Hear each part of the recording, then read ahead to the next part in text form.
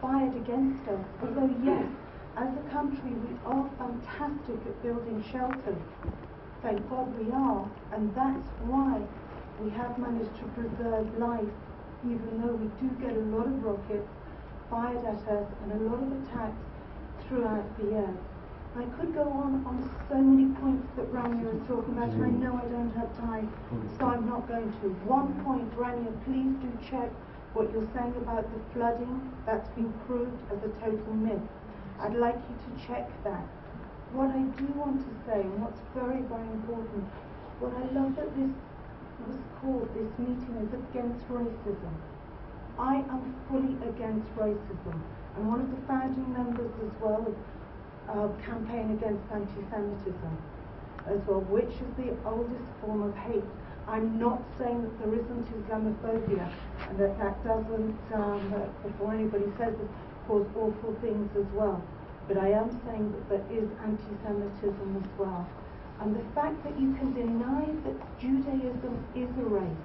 The reason why I'm Jewish is because my mother is Jewish, her mother is Jewish, and my family lived in this land of Israel before 1948. Our passports, and everybody knew Jewish, actually were Palestinian passports as well. They said that we were Palestinian on them. Now the fact of racism, this is about racism. You're talking about Israel. Can you come to the question, please? Yes, I'm coming to it. Please. Sorry, I didn't understand. Come to the question. I do Please. understand. My question is about racism, which it's called. My city, which I'm from, in Israel, in Eilat, it doesn't matter what your religion is, whether you're Muslim, Jewish, or Christian. My question is, how come, as a Jewish Israeli, if you're against racism, that there's areas that I cannot go to and I cannot buy a house if you are so against racism, whereas a Muslim or a Christian, you can come to the city where I'm from and buy a house, but I cannot. I think we've got your question now. Yeah. So Okay, I have to say, I'm going to start with your question simply because it's more fun. One, I thank you for coming. I think it takes a lot of courage to come to this area. I was taking down some of the statements that you said. Israel has the right to protect our own citizens. Actually, Israel only builds shelters for Jewish Israelis. Israel only passes out the gas masks for Jewish Israelis. It does not pass it for Palestinian Israelis. So what the Israeli state actually agrees to and states very openly, which I'm sure you know, is that Israel has a right to protect its Jewish citizens and not its citizens. So there is a difference within Israeli law of Jewish citizens and Christian and Muslim Palestinian citizens. And I do want to spend the time to remind everybody of the law of return, which states that any Jew anywhere in the world has automatic claim to citizenship, okay, versus Palestinians born for hundreds of years in Jerusalem have to fight nail, teeth and claw to maintain residency rights, okay? The story that I began with, Abd Qutbut, was not allowed to have electricity access because the Israeli Jerusalem municipality wanted to extend the homes they are building on our land, which they recognize as our land, but they want to deprive us of them and grant it to Jewish folks from Brooklyn. Okay, so this aspect is pure racism as it is, and I'm grateful that you're saying you're against racism, and I'll get to that. There's the absentee property law, which states that Palestinians who were expelled from our home, and Benny Morris, who's an open Zionist who justifies ethnic cleansing, states very clearly that there was ethnic cleansing. It's no longer a question.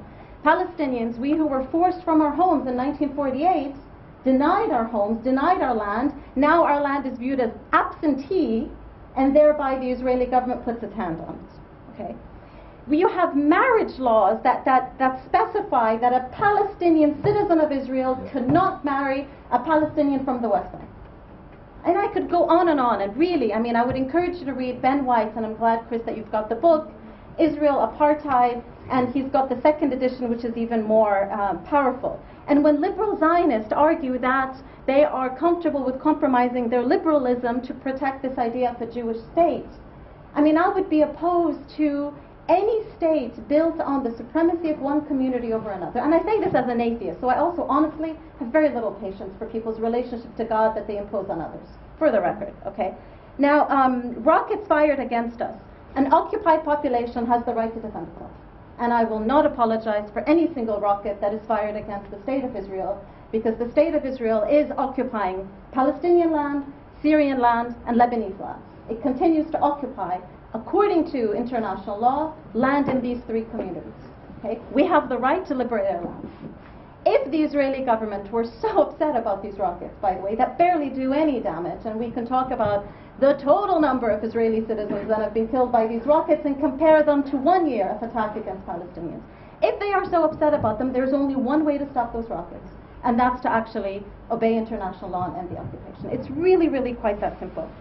If you're against racism, my question is, would you be in support of the right of return? Would you be in support of Palestinians throughout, be they in Gaza, 80% of whom are from 1948 Palestine, which people now consider to be the State of Israel, Palestinians in refugee camps throughout Lebanon, in Syria, elsewhere, would you be in support of us returning to our homes?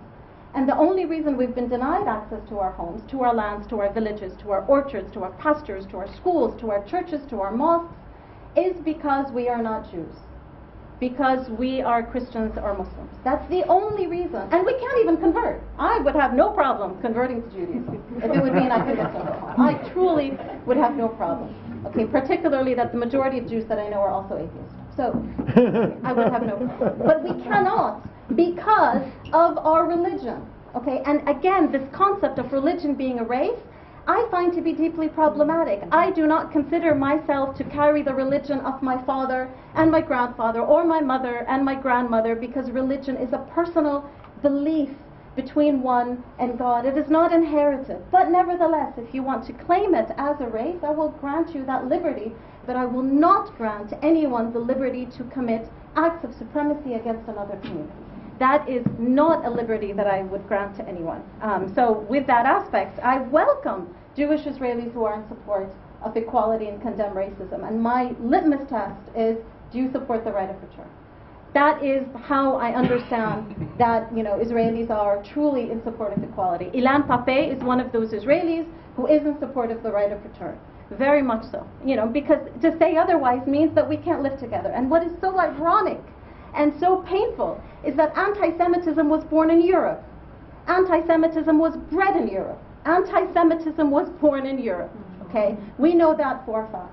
It was born in Europe. Okay, you look at the history of the region of the so-called Middle East, which is another very problematic term. And for anyone who claims I'm from the Middle East, I'll say you're from the far west, because I consider I'm from the center of the world. Okay, so I'm middle to no one and east to no one, just like we all consider ourselves from the center of our world.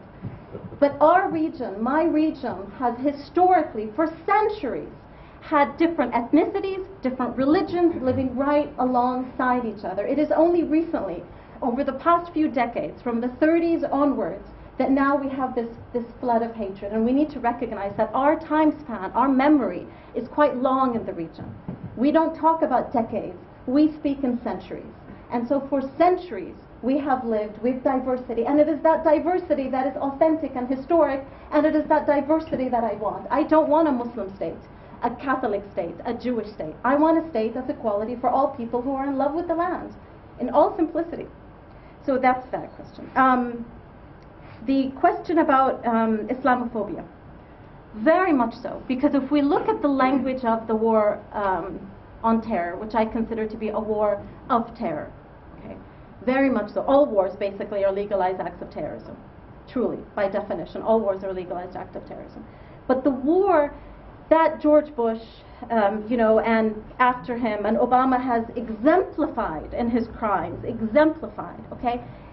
The Israeli government, and particularly Benjamin Netanyahu, they're very astute at using the main narrative and the main discourse of the West and trying to co-opt it and trying to build upon it. And so you look at this war of terror, and it is deeply Islamophobic. Its language, it's deeply Islamophobic. The drone attacks, and I find this to be very painful. All of us who condemned the burning of the Jordanian pilot by Daesh, by ISIS, okay? And of course, I'm not justifying the acts of ISIS in any way, shape, or form. I find them reprehensible and absolutely disgusting and nauseating. But I find equally reprehensible and disgusting and nauseating the drone attacks in Yemen and Afghanistan that do the same thing. They burn people alive. But some lives we look at and we say, oh my God, this poor pilot. Okay. And other lives we go, oh, but that's okay. Because on this Tuesday and every Tuesday, Obama comes up with a list of people that he finds to be acceptable to be killed by drones, recognizing that it's 28 people get killed for every targeted assassination by the drone. 28. Okay? So of course you have Benjamin Netanyahu who builds upon that, okay, and using this fervor of Islamophobia. The other aspect of Islamophobia, and I think this recognizes powers of privilege. You know, I come from the state of North Carolina. And very recently, 3 people in North Carolina were murdered in their homes. 3 youngsters. And they were Palestinian and they were Muslim. And it was a white man who killed them. Because it was a white man who killed them, it's viewed as an individual attack over a parking space. I'm being serious. Now, if we had the tables turned, if it were a Muslim, or an African American, or a Palestinian that happened to walk in a white folks' home and kill 3 people, shoot them, execution style, and claim it was over a parking attack, every single Muslim around the world would have been demanded, we would be asked, why aren't you condemning this? But I didn't hear any atheist stand up because the white guy was a confessed atheist. No moderate atheist has been standing up to saying, I condemn this act of terrorism by the atheist, or I condemn this crime by the atheist. Every crime that is committed by a person of color, particularly of the Islamic faith, whether or not that individual is Muslim or not, but if we're born into the faith, okay, all of a sudden it's demanded that every single Muslim leader condemn it, versus Christian crimes and crimes committed by white folks are regarded as individual crimes. So to me, that's an aspect of Islamophobia, plain and simple, okay? I mean, I don't have the Pope stand up and say the crimes committed by Obama do not represent Christians. He has never said that, okay? But yet it's expected that others do, okay? And we can go on and on about the crimes that have been presented in the name of religion, but I have to just put that into focus. So yes, Israel has also taken advantage of Islamophobia in a number of ways in its presentation of the Judeo-Christian philosophy as combined. There are a lot of people that argue it's actually the Judeo-Muslim instead of Judeo-Christian, that there's more similarities between Judaism and Islam than there are similarities between Judaism and Christianity. Others argue the 3 of them actually build on each other, but there's a whole narrative of separating Jews and Christians from Muslims. And the moment we separate, we can condemn the other to be an other, and therefore whose lives become less, and therefore you need an entire community to constantly be condemning. Okay, so that builds on that. As for your question about resistance, there's actually layers of resistance. So you have the leadership of the different political parties. Okay, Hamas, Fatah, different branches of Fatah, Jabha Shabi, blah blah blah, different. Okay, and what was powerful in Gaza is that while these leaders were arguing, just like the left, we argue, are you Trotsky or Leninist, and on and on and on, which I've yet to understand what the difference is when it comes to organizing, but that's a different aspect. So while these leaders are discussing and debating amongst themselves, the folks on the ground, the real fighters, were working together. They were working together. So even when we talk about resistance, I would argue we need to break it down to the leadership and the ones on the ground. The ones on the ground are doing a whole different kind of work than this leadership. Okay.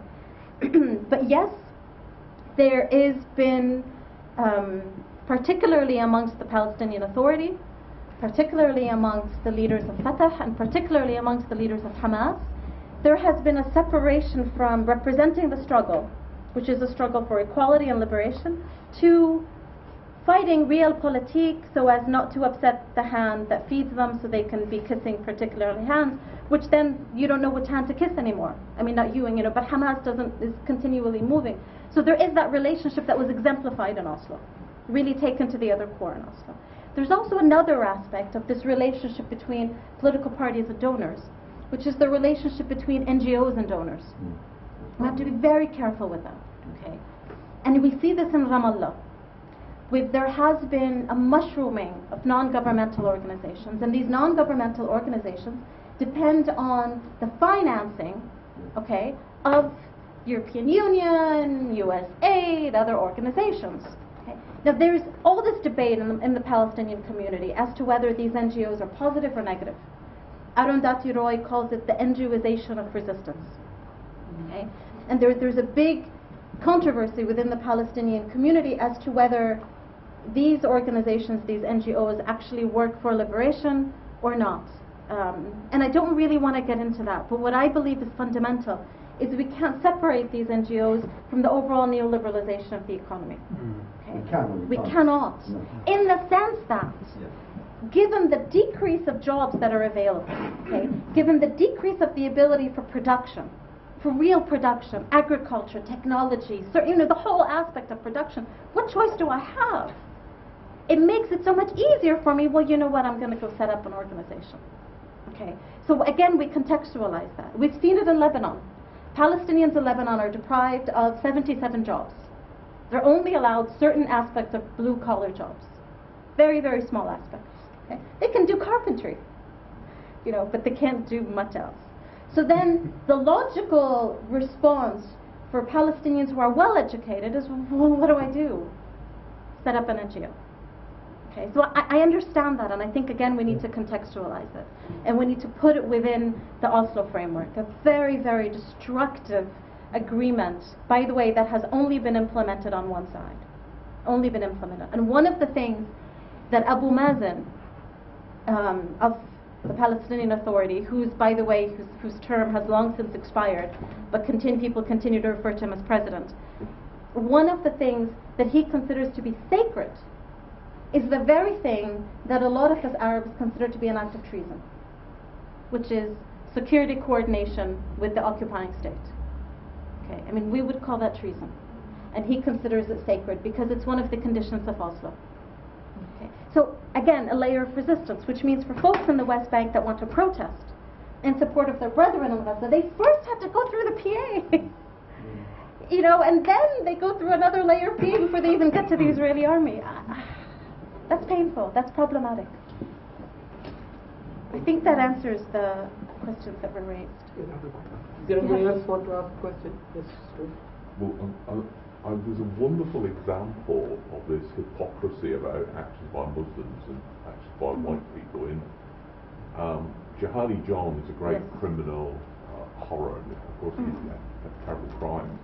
But the American sniper, who was part of an illegal, brutal invasion, who shot down hundreds of people as an illegal invading army, he's a hero, But anyway, I'm Stuart Richardson from Birmingham Stop the War Coalition. We have a number of our committee members here, and we're very pleased to jointly sponsor this with PSC. And I thought a very impressive contribution. I thought one of the most impressive things, which I think we need to try to develop upon, is this question of the demolitions, because the establishment, and even really formally, the Israeli state says that we should have two states. We should have a Palestinian state. Now, how can you have a Palestinian state when you engage in widespread destruction of its structures? As you said, about 27,000 buildings. That's a complete contradiction. The other thing I think that we need to, I think, useful you develop a little more on, and it relates to this question Abu raised about racism and Islamophobia. And people might know there was a major demonstration in Newcastle against an organisation yesterday who said against the Islamicisation of Britain. 3,500 people protesting. Is this question of the character and the nature of inside Israel itself? And I find that the most powerful way to debate young Zionists is to give them the details, and I think you know much more than I do, the fact that if you're a Palestinian Arab, you cannot live in certain towns. Yes. You have my union, the NUT, investigated the primary schools that Palestinian Arab children, Israeli Arab children go to, and Jewish, and they're completely unequal. They're actually more unequal than they were in South Africa. It's a deeply racist society, and we should try to give people a lot more detail about that, because that exposes the nature of the Israeli state. And just finally, I absolutely agree with your position that we should be opposed to any notion of two states. There is no possibility of two states, and that the only solution is the destruction of the notion of a Jewish state, which is a racist concept, and the creation of a joint state for everybody, Palestinians, Christians, Arabs, Jews, with equal rights for all of them in that state. Just on this issue of the sniper, I think a school in Birmingham that teaches people with learning difficulties are going to take their kids to see that film until the parents actually protested, and they then had to cancel the visit. So I mean, it just goes to show how things are treated. Chris? I want to just briefly respond to that. You know, there've been article after article on Haaretz, the main Israeli paper, that talks about the increased racism in Israeli society. And there's this one quote, and this article was published in August of last year. And this 10th grade girl from a high school in the central part of Israel says, ironically, what the writer calls really bad Hebrew, which personally I do think there's a relationship between racism and bad use of language. But anyway, she says, and I quote, "For me personally, Arabs are something I can't look at and can't stand. I am tremendously racist. I come from a racist home. If I get the chance in the army to shoot one of them, I won't think twice. I'm ready to kill someone with my hands, and it's an Arab. In my education, I learned that they are terrorists. There is no belief in them. I live in an area of Arabs, and every day I see these Ishmaelites who pass by the station and whistle, I wish them death." Okay? And this was in 2014, and she has since agreed upon this statement. Now she serves in the army, and she said, "As soon as I heard about the quarrel with that leftist girl, I was ready to throw a brick at her head and kill her. In my opinion, all leftists are Israel haters. I personally find it very painful. Those people have no place in our country, both the Arabs and the leftists." Okay? And it becomes this natural, natural spillover to go from an overt racism against one community to an overt attack against people of different political perspectives. Okay? So I just want to add very clearly that racism in the Israeli Jewish society has dramatically increased to a point that people are open about being racist. In the South and the US now, there's still racism, but people claim it's not racism. Now we're at the state in Israel where they claim it is racism and they're proud of it. So it is very problematic. I just want to say a couple of things. They're not really questions. First of all, just to clarify something might have been misunderstood from what Stuart said. While I personally have always been in favour of a single, secular democratic state and never thought that the two-state solution could work, Palestine Solidarity is a unified campaign. Its line is to support the self-determination of the Palestinian people. So it has people in it. If you believe in that one state is the only solution, if you believe the two-state is a solution, whatever. So if you believe in the self-determination of Palestinian people, it's a unity on that basis. So, you know, if anybody's thinking of joining PSC but doesn't agree with Stuart, still you can join us, so long as you support self-determination. And Stuart agrees, I know, from years of working with him. I mean, the other position is you have to take a stand against racism in all its forms, including anti-Jewish racism. I just wanted to add something to what was said. I think it was really important that we do when people of Zionists come along and want to contribute, we do continue to have the debate. Because I remember, even when we had a Palestinian meeting set up, having to deal with hecklers from Zionists who tried to smash up the meeting and so on. And it was quite interesting because Naeem and myself were speaking we're at a meeting in the university with 70 students turned up just 2 days ago. 2 days? 3 days ago. I was there as well. You were there, yes. And yes. And I was amazed just at the numbers because we know we've got 1 day's notice and there was that much interest, and how much interest there is in the student movement on it. But there were a number of people there who are Israeli or pro-Israel. But what I was struck with, and this is was how they were all actually beginning to question, without getting rid of their designs, but beginning to question whether the policies of the Israeli state were actually protecting Jewish people or creating bigger problems. And that's what I'd say to you or anybody else who has those views. Do you really think that continuing to treat the Palestinians in the way that we do, the racist laws, the bombings, the groups of people marching up and down shouting death to Arabs, kidnapping people and pouring petrol down them and so on. Do you think all those sort of things are going to help protect Jewish Israelis' right to carry on living there, or are going to be more damaging for Jewish people around the world? It's that simple thing. And if I could just say something else, because I did lift my eyebrows when you mentioned the campaign against anti-Semitism, because normally I'd say I'd support any organisation like that, but I've just read recently, what I've read was wrong, please correct me, but I read recently that they had been campaigning to have prevent law, and because what's happening with prevent, we just had a consultation which is finished, calling a number of institutions, including schools and universities, to keep an eye out, that they've got a duty to keep an eye out for people who are moving on towards extremism.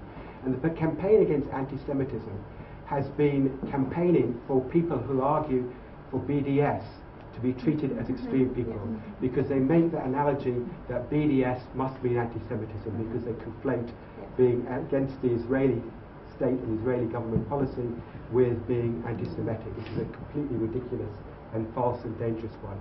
And I would just say that, just one final observation is, after the Charlie Hebdo attack, I was just struck by the difference between the family of the French Muslim policeman Ahmed, who was executed. He wasn't just shot, they actually did a ritual execution of him. Their public statement, and the statements of large numbers, not all, large numbers of the Jewish people they have to show on television, including Netanyahu, who, while the family of Ahmed came out and said, we appeal for everybody to stop attacking Muslims, stop attacking Jewish people, stop attacking mosques and stop attacking synagogues, put it all on a basis of unity, we're all against this. Unfortunately, a lot of the Jewish people who were interviewed were coming out with, and they did represent certain organisations, so by no means we're saying all French Jewish people say this, by no means at all. But they did come out with just about, we are being mistreated, it's a real rise of anti-Semitism and so on. And you're seeing that, unfortunately, too much in Britain as well, of just solely focusing on what has been a growth of anti-Semitism, rather than putting it on a basis of we need unity against all forms of racism. And that, in fact, Islamophobia, I mean, you don't want to get into what they call an arms race, but Islamophobia is the attacks on Muslims in this country, which actually means anybody who's dark, because people don't make that distinction. But they are much, much greater than the anti-Semitism, although we do have to worry about the rise of anti-Semitism. Do you want me to answer? Just one second. I just want to say two things for the record. The Boycott National Committee has also gone on record as not taking a position, neither in support or not in support of the two-state solution. Actually, the position of the boycott movement is we call for an end to an occupation, and we call for an end to the apartheid institutionalized discriminatory laws within the State of Israel, and we call for a right of return of Palestinian refugees to their villages wherever they may be. Okay? So, and we leave it open if there will be two-state or if there will be one state. The bottom line is a call for equality. That becomes critical. One thing I want to add about anti-Semitism, I personally find it to be anti-Semitic for Benjamin Netanyahu to come to Europe and to call for European Jews to go to Israel, because it reveals that we cannot live together. And I find that to be deeply problematic, rather than to call for calm, to call for protection, to demand that the French government protects French Jews, to actually call for French Jews to go to Israel, I find to be anti-Semitic, personally. Yeah, I've just got a simple question. I mean, with Netanyahu going to the United States this month or something like that, how do you see the Palestinian issue, or the perception of the Palestinian issue, changing in the United States at the moment? Because it does seem to have changed. I mean, back in, like, I don't know, 15 or 20 years ago, everybody was, all for Israel. Well, seems to be all for Israel, but now sort of inroads have been made, as you've mentioned in your talk, in universities and in other places. And I was just wondering, is it at the point now where Israel is merely an issue for the Republicans, or is it still sort of a cross-party issue, and everybody amongst United States politicians supports Israel? Israel generally does remain a unifying issue amongst the majority of politicians, again going back to the fact that the US is no longer a democracy and is an oligarchy. And I'm saying this based on a Princeton Yale report, not based on reports from the Socialist Workers' Party. And when we look at it that way, then we can say follow the money. And depending where you follow the money and who's funding whom, then you get an idea of what are the issues that are going to be supported. And AIPAC remains one of the biggest donors and one of the biggest funders. Not the largest, by the way. The largest is the aerospace industry and the military-industrial complex. But it remains a main donor, and so consequently it remains an important figure. Consequently, Israel remains important on the agenda. Okay. However, it's important to note that 40 congressional officials, 40, as to the latest record from 2 days ago, said openly, we're not going to go listen to Benjamin Netanyahu. Okay. And they're bipartisan. By Republican and Democrat. So this is important. As for your statement that there's been, my view in the United States is that support for Palestinians goes up and down. It's not linear. So during the first Intifada there was more support, and then it went down. Second Intifada, more support, and then it went down. Okay, so it goes up and down. Now we know for a fact that social media is on our side. Okay. During the war on Gaza, we won the social media war. And I say we won it because you can quantitatively assess it based on tweets, based on trends. And we won although the Israeli government was paying for Israelis to go tweet and to go troll. They were paying them, and we were unpaid. Okay. And we won that social media war. The other critical aspect is the polls in the United States have showed that generally, if you're a woman, and you're a person of color, and you're young, chances are you're going to support Palestine. So there is that demographic aspect. So I would argue, in 2042, when white folks in the United States become a minority, 2042, which is right coming around, there may be political transformations happening. Again, it goes back, and this is why connecting the issues becomes clear, so long as we don't have financial reform on elections in the United States, we won't really be able to impact public policy from that aspect, from a congressional aspect. But there has been a surge of activism in universities, and there has been increased support amongst Arab American and African American communities. And we see these in mainstream black papers such as Ebony, not this leftist. I mean, Ebony magazine is pretty mainstream African American, and they've gone on record op-ed after op-ed after op-ed to say Palestine is our struggle as African Americans.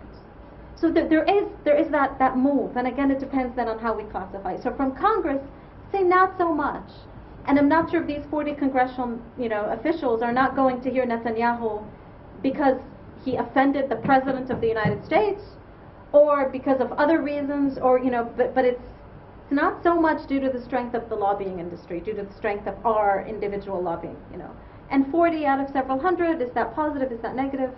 You can argue that, but I don't see a political shift happening from the top. I see further empowerment happening from the bottom. Okay. Does anybody else want to ask? I have a question to ask. Yes. Last week I heard on the world news that some families in America had brought a case in their court about their relatives dying in Jerusalem through the bombings. And the court in America found that yes, the Palestine Authority, etc., were complicit in it, and they will have to pay thousands and thousands of dollars as compensation. Is that only symbolic, or is it really? What do you think? Actually, the case is 10 years old. Finally reached the courts, and there were several Americans carrying American passports who claimed to have been financially impacted by rockets that they held the Palestinian Authority to be responsible for. The court deemed it to be an act of terrorism and therefore tripled the fine. The fine is more than $300 million. So it is significant. Now, to put it in context, there have been numerous attempts by Palestinians with American citizenships, numerous attempts to claim that our lives have been taken, our homes have been demolished, and we're trying to get to the U.S. courts, and we get slapped and slapped and slapped. Okay, so there's a clear discrimination in the U.S. courts for one kind of so-called justice and a clear disregard of another kind. Again, that's why I find this. I can't say U.S. justice system without feeling pain, because it's such a hypocritical term. But yes, that court verdict is quite significant. Now the irony is, where are they going to get that money from? Because the Palestinian Authority doesn't have the money, because it's been 3 months running consistently. that the Israeli government has illegally not returned to the Palestinian authorities the taxes that the Israeli government takes from the Palestinians in the occupied territory to then give to the Palestinian Authority. For 3 months running, they haven't given them the money. So the joke in my community is, will the U.S. government end up paying the Palestinian Authority to have the Palestinian Authority pay these families because the Palestinian Authority can't pay for it? So it is real then? It is real. It's a real court. And again, to put it into context, this is coming from the same system that has yet to charge one U.S. policeman for the murder and the killing of an African-American unarmed teenager. So that's the context that I put it in, and I cannot separate the two. I really cannot separate the two. Mike Brown lost the ability to even have a civil defense, not only a criminal defense. You know, when the videos are very clear that they're being shot unarmed. So it's the same court system that dismisses certain lives and exaggerates others. Same court system. Okay, Nuno? Yeah, I've got a question. It's not really related to BDS, but obviously it's related to Palestine. What effect has the Syrian conflict or the Syrian war or the war on Syria had on, Palestinians? Obviously, it's like every other Arab country. It's obviously divided them.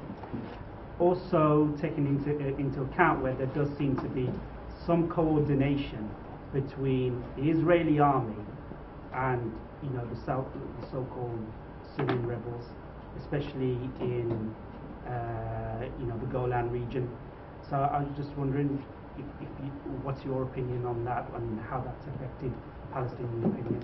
It's a very powerful question, and 4 bullets immediately come to mind.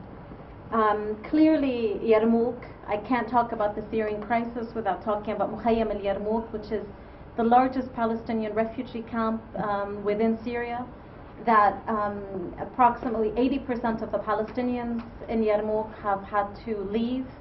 Massive. I mean, we can talk about the political causes of the blockade and the siege on the camp, but massive impacts on Palestinians within Syria. Now, what makes it worse, and I'm sorry, I'm translating from Arabic to English in my mind right now, but what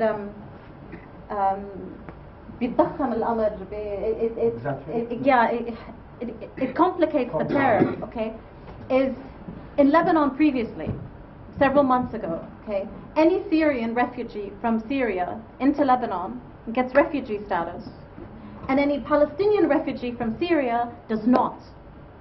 Okay, so there is in Lebanon discrimination depending on if you're a Palestinian refugee from Syria or a Syrian refugee from Syria. Now they're both treated equally as bad. So now, but over the past 4 years, there was definitely a discrimination. Okay, the other impact has been for Palestinians in Lebanon. We cannot discount since 47, 48, Palestinians in Lebanon have been under significant discrimination, significant strain.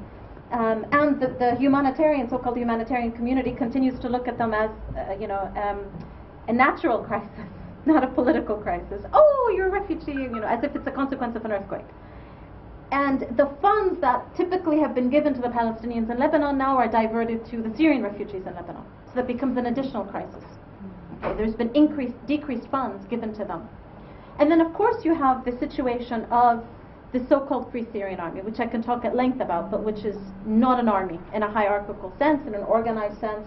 There are dozens and dozens and dozens of different battalions with different leaderships, many of whom at one time or another did consider themselves strongly affiliated with Nusra Front, Jabhat al-Nusra. Okay?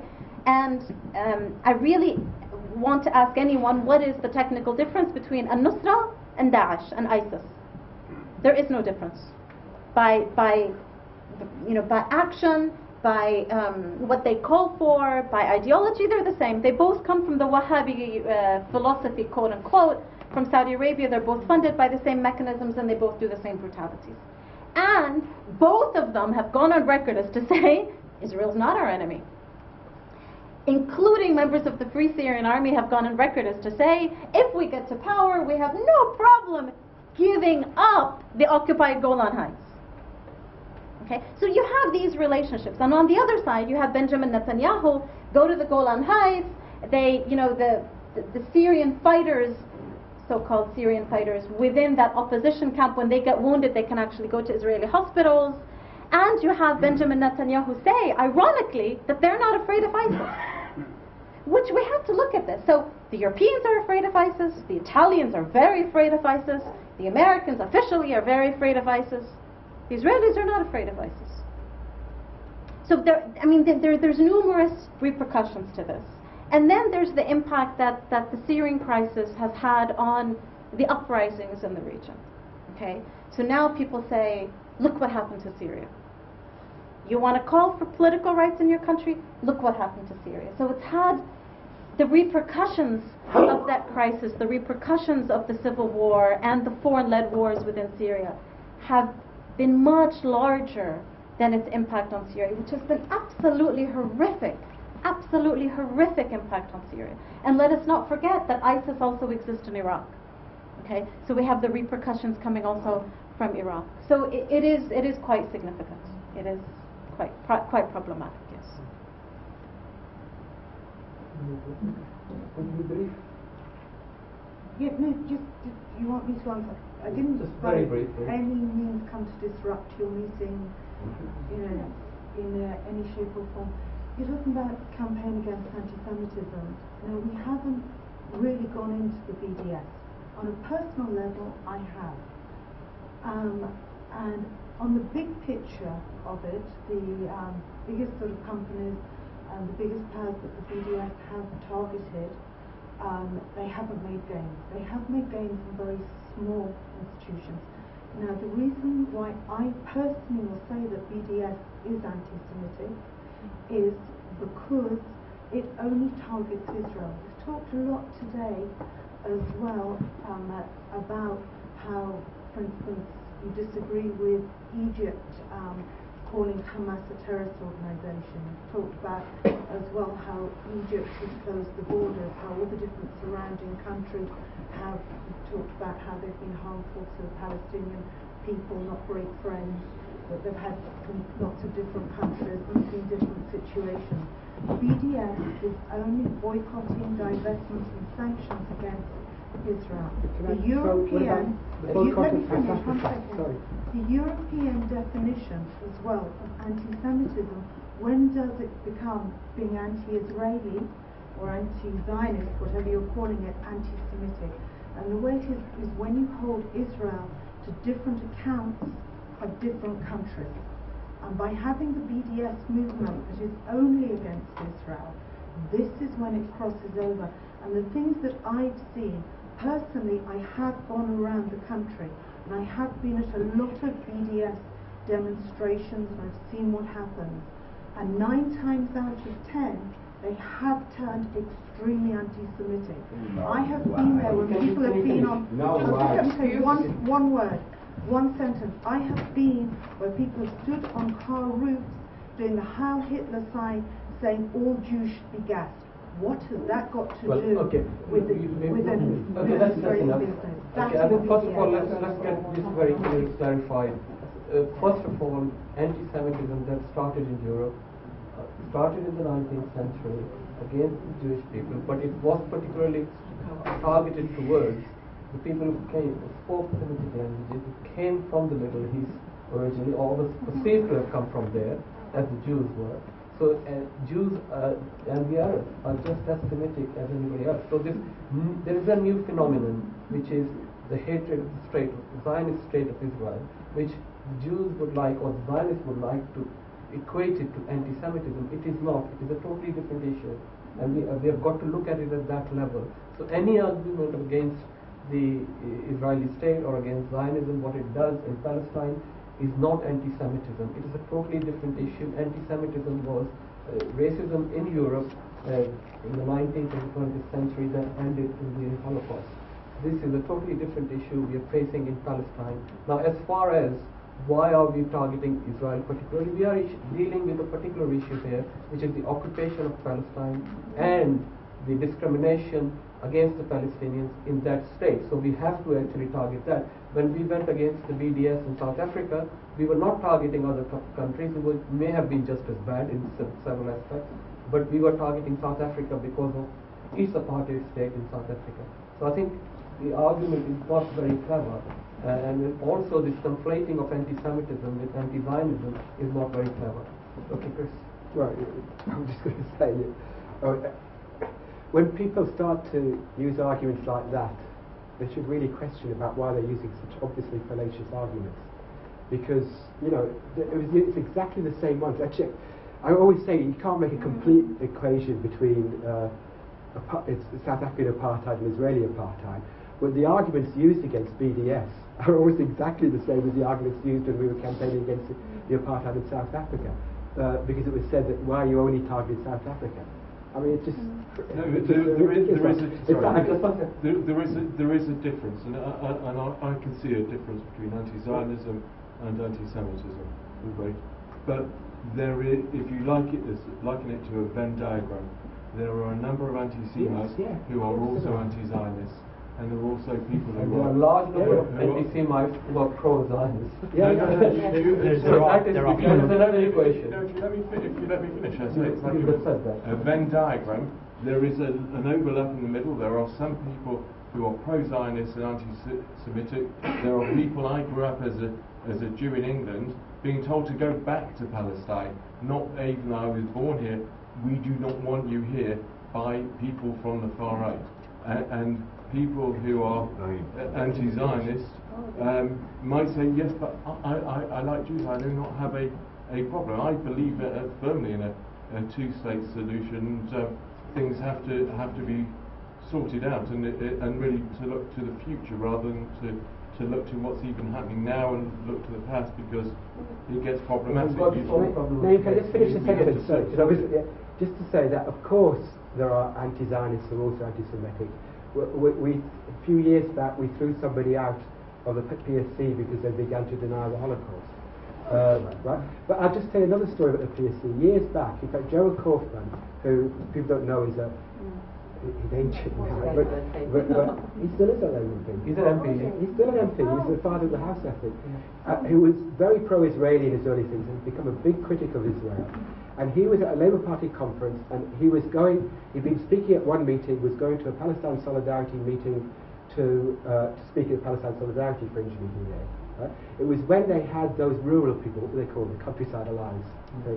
And when somebody from PSC went to accompany him to the meeting, just to make sure it was okay, they had to defend him against the anti-Semites who were just putting real anti-Jewish things they were shouting at Gerald Kaufman.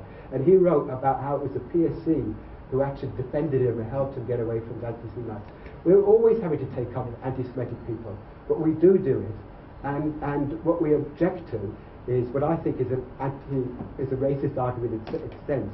It's saying that if you're in favour of BDS, you must be anti-Semitic, because that's saying that me as a Palestinian cannot oppose what Israel's doing, because as soon as I begin to oppose what Israel's doing, I'm accused of being anti-Semitic. So that's part of me being Palestinian. I mean, it's just ridiculous. Yeah, I mean, on the issue of there being a European definition of anti-Semitism, there isn't actually. This is misinformation which you're peddling and which the British Board of Deputies has as well. If you go to the website of the subcommittee which discussed this at European level, you will find it's been taken down because they could not get agreement on it. So both the British Board of Deputies and you are peddling misinformation. It is not the same thing. Criticizing Israel is not anti-Semitic. The other thing is, it's important to remember the call for the BDS didn't come from London, didn't come from Washington, it came from the Palestinians. So we are responding to a call from the Palestinians, showing solidarity with the Palestinians. And the last thing I'll say to you is this: as a Palestinian, and as Palestinians, we did not choose our occupiers. We did not choose our occupiers. Our occupiers are Zionist Jews. So by implication, when we criticize our occupiers, the Zionists say, you are anti-Semitic. No. If we were occupied by the Japanese, our problem would be with the Japanese. Okay? So please bear that in mind. We were occupied by the Jordanians. I'm talking about the Palestinians. The West Bank was part of No, it wasn't. We could talk about the history of the West Bank, but you just just Yeah. said I was talking rubbish. No, you are but that talking happens to rubbish. be correct. No, because the thing is It again. wasn't a Palestinian state, was it? Anyway, you've got the floor at the moment. Okay, but you just said I Yes, was talking you are. Let the rubbish. chair share. No, but Let no, the I'm chair talking share. rubbish. It's not Let entitled. the chair But then you share. shut up and Let you can't the tell me chair I'm talking share. rubbish. Okay, we go on. Actually, historically, we could talk about the history of the creation of the state Happy of to. Jordan, Happy okay? to. And we can talk at length about it. We can talk why I myself, as a Lebanese, consider myself to be equally Palestinian. Consider every Palestinian issue to be mine, because I disagree with the European division of my land from Palestine and of my land from Syria. I am Syrian, I am Palestinian, okay? And the state of Jordan was created by the occupiers, okay, just like, I mean, who the hell are the Hashemite regime? We could talk about that, but I'm not, okay. So, but the point remains, and I find it to be, if we're going to conflate the Iranian government and look at the Iranian government and say, I condemn the Iranian government, therefore I condemn Islam, to me that would be an accusation of Islamophobia. Okay, to conflate the Iranian government with Islam, because the Iranian government is an Islamic regime. Okay? And if I condemn the Iranian government, would you call me being Islamophobic? If I condemn the Saudi Arabian government, which I condemn because I find it to be reprehensible, would I be considered Islamophobic? Okay? That is Islamophobic, to conflate a regime with a religion. And I find it to be anti-Semitic to conflate the Israeli government with Judaism. I find that to be offensive to Judaism, because we cannot look at condemnations of a regime as being equal to condemnations of a religion. And just as much as I condemn the discourse of Jew and Arab, because a Jew is a religion, you could be a Jewish Arab. Okay, so an Arab is an ethnicity. You can argue it's a race, even though, again, we need to remind ourselves a race is a cultural concept that has no scientific basis whatsoever. Okay, but Judaism is a religion, so you can say Jews versus Christians and Muslims and Baha'is and Hindus, and Arabs versus Europeans and Africans. But this whole construct of Jew versus Arab is a construct I reject, because we have had a long history of Jews in Yemen, in Iraq, and in Palestine, and they are Arabs. Okay, they are Arabs, and they are my people, just as much as Christians and Muslims from the region are my people, and I claim them and I will protect them. But any European, any African, anybody outside of the land of Palestine, whatever their religion is, who wants to come to my land and condemn my people, I will stand and condemn him or her, regardless if and how they choose to worship God. Okay, so that is where my do point. you propose, just one point, Look, where do you could you propose just- the Jewish people They can from stay. Iraq, from Iran, They can that stay. were I am not- persecuted and had nowhere Anyway, to well, go okay. because Look, they were Jewish? I they am went not, to I Iraq. have never once stated that Jewish Israelis should leave the land of Palestine. Well, where I have never. would they go Okay, when they're hold on a second. Hold on a Excuse me. second. Hold on a You second. have some respect for the chair, please. I have never once called for a Jewish Israeli to leave my land. Although Jewish Israelis have called for my people to leave my land. Okay, I believe very much that this idea that if you are persecuted in your homeland, that you should leave, is deeply problematic. Deeply problematic. If every individual who was persecuted in their homeland because of religion left, we would have a really ugly world. I argue that if you are persecuted, you should try to stay, and we will work to stay. But if you choose to leave, political asylum is available to individuals if you live and respect the laws of equality and justice. So if you have a Jew in Iran, in Argentina, in France, that feels uncomfortable, that wants to live in the land of Palestine, fine, apply for asylum. Isn't that what everybody else does? But do not come with weapons and with racist laws and deprive me of my home because you are persecuted somewhere else. That I find to be reprehensible. But come, ahla wa sahla people, but follow laws of equality. Which then means a two-state solution. I love that you support that. But my question is, do you support my right of return? If I am not Jewish, do you support my right of return? That is how we recognize that we support equality. I have no problem with Jews remaining. After all the horror they have put us Palestinians through, I have no problem with them remaining. I have a problem with discrimination. Well, I'm on record as saying that I do support people to have a right of return, and also to have investment for people. And actually, although generally there's been a very hostile reception, it is far better that we are here and getting the chance to talk to people, even if it gets a bit heated and people get aggressive, because if more people were talking, there would be less people fighting and there'd be far more agreement and far more bigger battles for us to take on. Thank you for that. Has anybody else wanted to ask a question yet? And wants to ask a question? Anybody? Okay, Stuart. Well, yeah, I'm showing my age, but I was involved in the anti-apartheid movement around South Africa, and there's lots of arguments against it, and people say, oh, it's nonsense, we shouldn't pursue it. But nobody ever said that the anti-apartheid movement was a racist movement against South African whites, did they? You know, I mean, just farcical. The debate was about the structures, the racist structures of that state.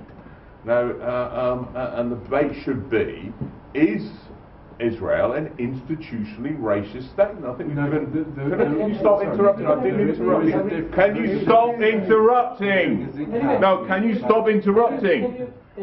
I did not interrupt. You're disrupting the meeting now. Right. I'm in favour of democratic debate, and I'm in favour of you actually having a say, but I'm not in favour of you actually interrupting and disrupting other people's contributions. You know, that is the debate. A lot of detailed information about people not being allowed to live in certain parts of Israel, if you're an Arab, a Palestinian Arab, not having totally unequal school education, whole series of institutional structures of that society which make it worse. That is the debate we want to have, and that's the debate we had about apartheid. I think the other very important point to make is that this movement, the Palestine Solidarity Campaign, I'm involved in the Stop the War Coalition, we welcome and appreciate the massive contribution of Jewish people to that movement.